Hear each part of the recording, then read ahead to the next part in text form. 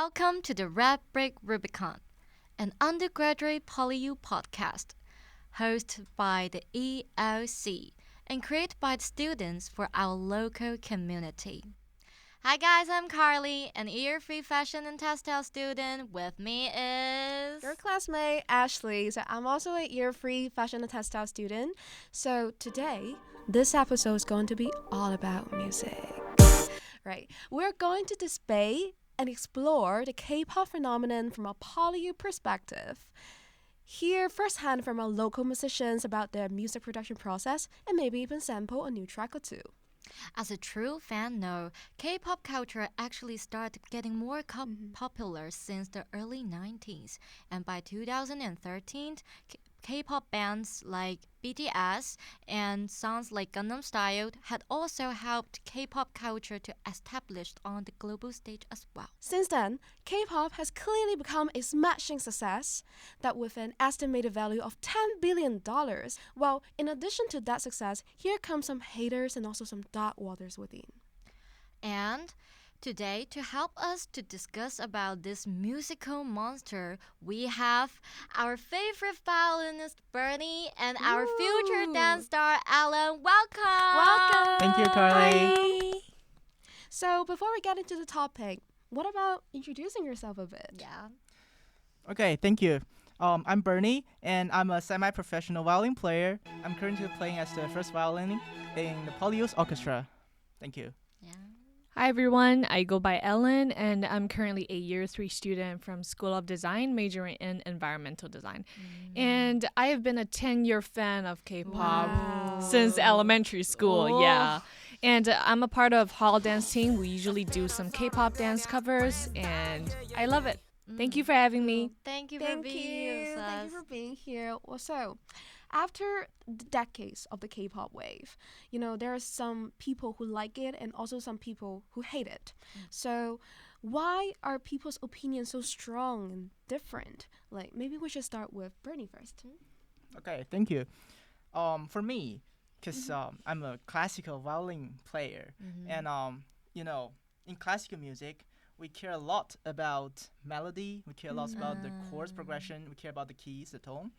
The problem is in K-pop, all these things sounds just like the same. I can't distinguish its songs from each other, Because in classical music, we have all these composers like Brahms, we have Beethoven, we have Tchaikovsky, and lots of them. But you see, the problem is all these composers, they have their own unique style. For example, like Brahms, he's from Hungary, but talking about Sibelius, he's from Scandinavia, and his music is very ice-like, it's very cold. But, come back to K-pop, I listen to only a few K-pop songs, but like most of them just sound the same to me. I don't know why. Yeah, what do you think about that? Yeah, of course, Bernie, because since you only listen to a few K-pop songs, you definitely should listen more.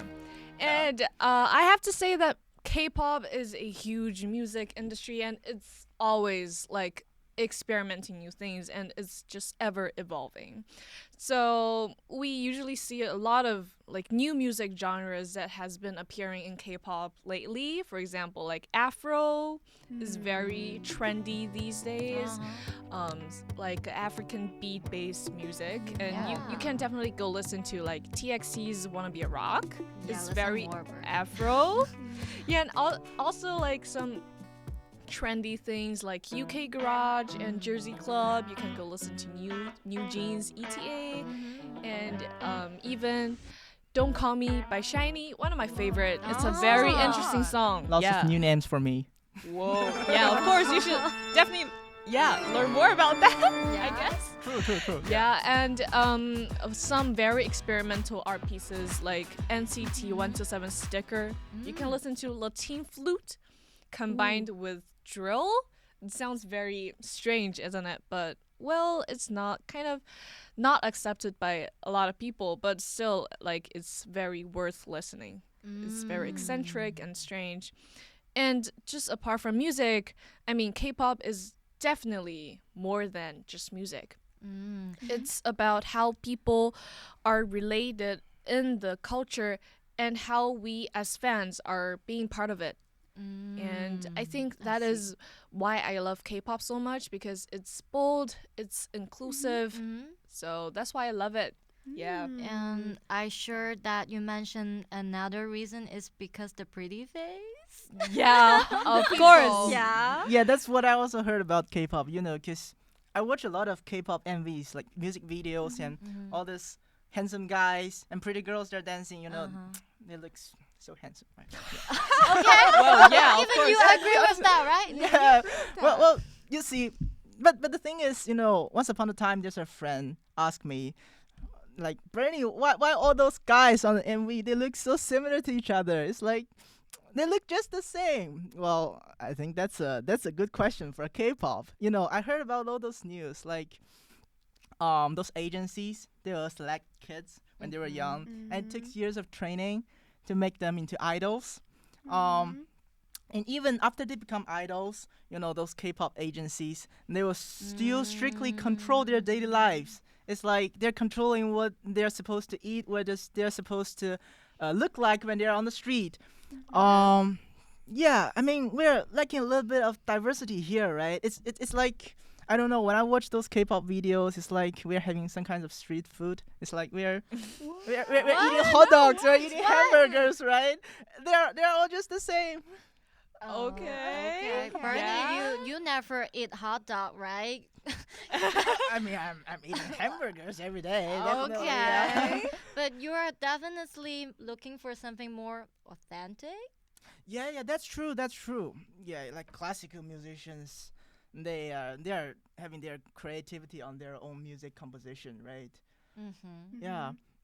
So I think we should look for some authentic music composers. Maybe give us some enlightenment about music production. Oh wait!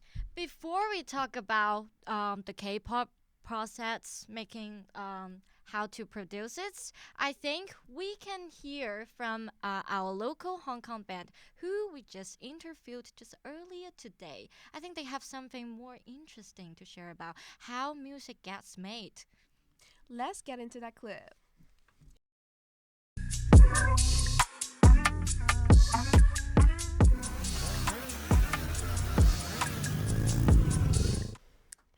Good morning, gentlemen. So welcome here to our Love's Shadow Studio. So we're really happy to have Zor and Guri today here with us, representing the NewPortMob. Welcome. Thank you. So can you tell us like what exactly is the NewPortMob? So we're a rap group. Mm-hmm. We just wanted to get together if we can see why don't we try this? We love it so much. Why don't we write? And yeah, take it seriously because we have so much passion into it. Yeah. Thank you. So when you guys are making music, like can you guys tell us more about like how do you get into your music production process? So it actually comes really natural to us, you know. We all like someone will come up with the beat, which they have been working on, and they'll come to the studio and then present the beat to us, and like we'll see who vibes to it, you know, who has the verse, and then we get the feel of the music, and then like someone might come up with the hook, and then one of us might come up with the verse, right? And then sometimes it's like all of us on the one song, and then sometimes it's like different, you know, like two of us or maybe one of us on the song. So it actually is like it's like a vibe, you know. We just feel with it, and until the song feels right, and then we just post it. Yeah, this sounds really diverse. So is that like can I say that's something making your music sound so unique, or are there anything that you think that will make your music stands out from the others? We just always try to evolve every time and get inspired by, let's say, really famous artists right now, and we mix that up, and then like what he said, we have different styles.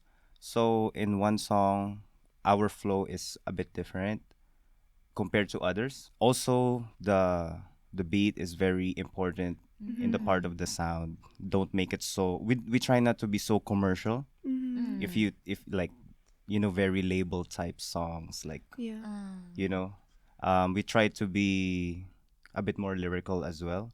Nothing to the lyrics has to hit. Lyric is always must for us. We're rapper. Okay, so you said you will focus more on the lyrics. So usually do you do the first or do the chorus part first? We go for the chorus first because why so? that sets the tone for the whole song. The chorus have to be catchy. If the chorus is not catchy, the song is not good. By the way, we got a new album on the way. Nice project about 11 to 12 songs. The album's called Kick in the Door. So I saw that on your Instagram, like the Instagram post. oh, thank you. Those are our singles as well. So the album's about to come out, let's say in 3 months. So you guys stay Thank you. tuned. Thank you. Remember Thank you to so much. like and subscribe, and also Yes. check out their musics, and really welcome you guys to be here, and really Thank you. thank you for Thank being you, here. Love Shadow Studios and Red Brick Rubicon. Love you guys. Well, look at the NewPortMob. They are the true authentic composers. They made their own decisions. They're creating their own music. Yeah. When they are creating their music, they truly immerse themselves. They try to feel the rhythm and the melody. Yeah. But the thing is, so far as I know about K-pop music composition, it's more like in factory. The singers and the composers, they don't actually make their own decisions. It's the agencies. They make the decisions, right? They tell the composers and the singers what kind of music or songs they are looking for. What's the mood? And what should be the choreography? Well, after the production. So in that case, it's like all these music composers in K-pop, they're just trying to catch up with the deadlines of the composition. They're not creating their own music. It's not about commercialized. yeah, highly commercialized. Yeah. Well, I have to disagree on this. Like, idols, they're definitely not the robots that just listen to others' command and they have nothing in their mind. I mean, like, They are human. yeah, it's kind of a stereotype, but it's kind of true that there is certain hierarchy like present in the K-pop industry. It's like there's an external music production company that like they do like music drafts and send them to like K-pop agencies to like further edit on, and like at the last stage is where the idols can like intervene in the decision making. But like I have to make an example from my favorite band, BTS. They are like, they compose by themselves and they are just breaking this hierarchy like by themselves. Like the leader, RM, he does a lot of lyrics, and Suga and J-Hope, they compose, they do chorus, and they do a lot of rhythms and beats. So they compose the music by themselves. And that is because of this passion. And they're very bold to like break the rules. And this kind of rebellious thing is what I love about them. Yeah. Yeah. And Bernie don't sing, but Bernie being so critical for K-pop, then how do you explain they are so successful and they're so popular? Well, apologize, Ellen. I am indeed critical, but yeah, at first I appreciate this spirit that BTS have.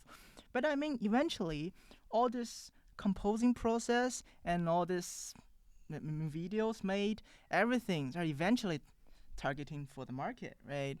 I mean, Well, yeah. in marketing, I only know a little bit, but in marketing, the first things first is to understand your customers.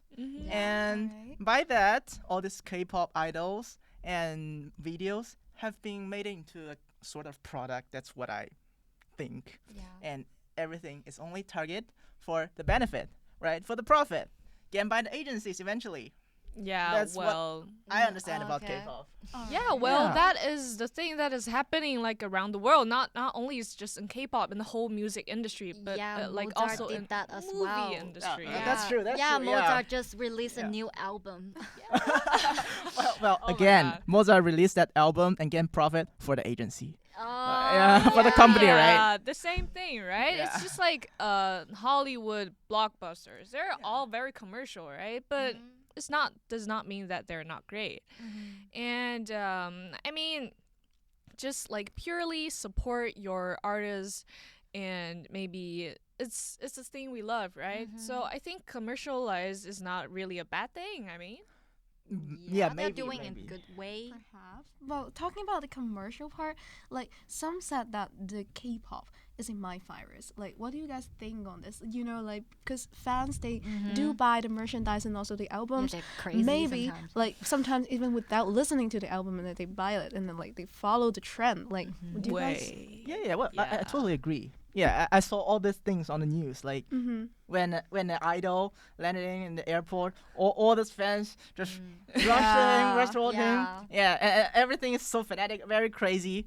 Yeah, that's what about that?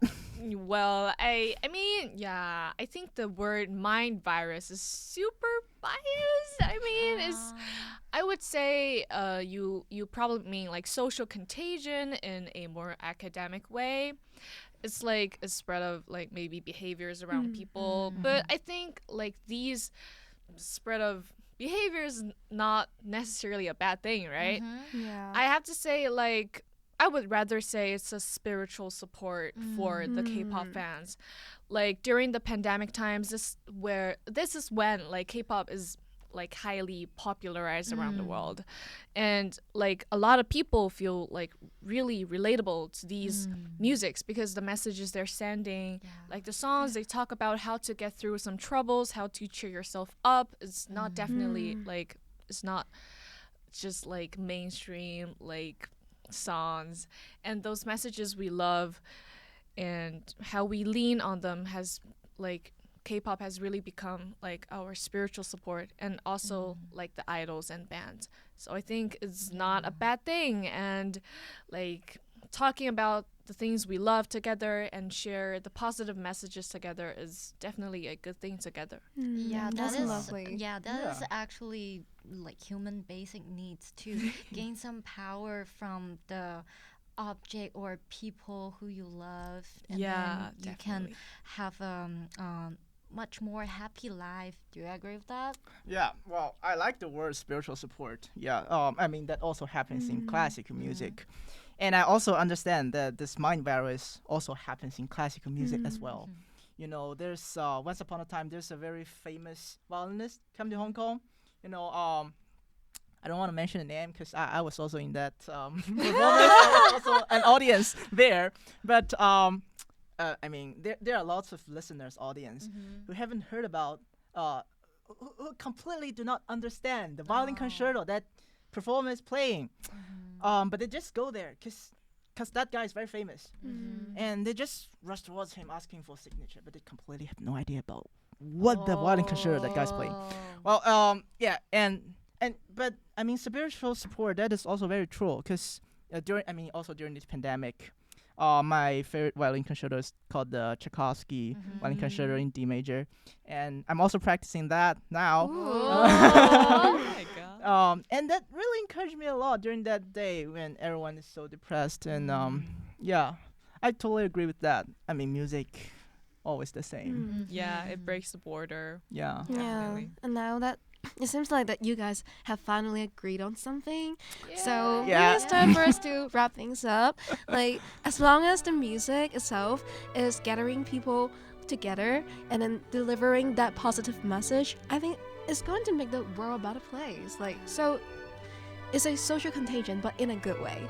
So thank you guys for being here with us today, Ellen and Bernie. Thank you. Both. And thank you, NewPortMob. And to thank you, our audience, for crossing the Rubicon with us again. And See you soon on the other side.